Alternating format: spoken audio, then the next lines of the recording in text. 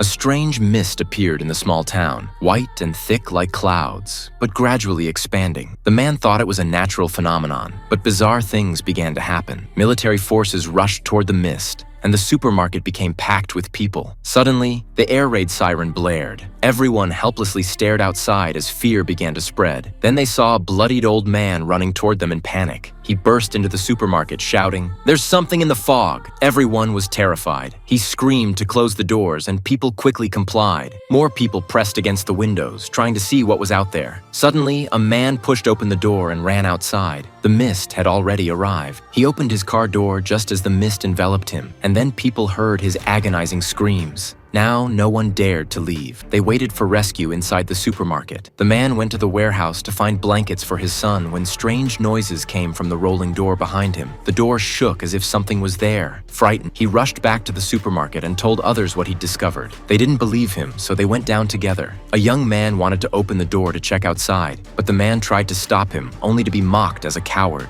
The door opened, and everything seemed peaceful. Everyone laughed, until a tentacle reached for the young man, trying to drag him out. The protagonist rushed to save him, joined by a shorter man, but they couldn't hold on. The young man was pulled outside, followed by screams of agony. The man quickly closed the metal door. Back at the supermarket, when he explained what had happened, a black man refused to believe them. No matter what they said, he thought they were lying. When the man offered to show him evidence, he firmly refused. The man had no choice but to take others down to see. The store owner saw the tentacle in the warehouse, which suddenly dissolved into black water. The owner conveyed the gravity of the situation to everyone. They began stacking items in front of the supermarket windows to prevent monster attacks. Human nature became more extreme. People formed 3 groups with different views. The man believed they should actively deal with reality. An old lady preached loudly that the world was ending, and the black man continued to disbelieve everything, rallying people to go outside for help. The man tried to persuade them against it, but was only insulted. Unable to convince them, he suggested tying a rope around their waist. If the rope could be fully extended, it would mean there was no danger in the mist. One person agreed to wear the rope. A group walked into the mist, with the last person tethered. The rope slowly extended until suddenly it rose into the air and snapped with great force, causing everyone to fall. When the man pulled the rope back, people screamed incessantly.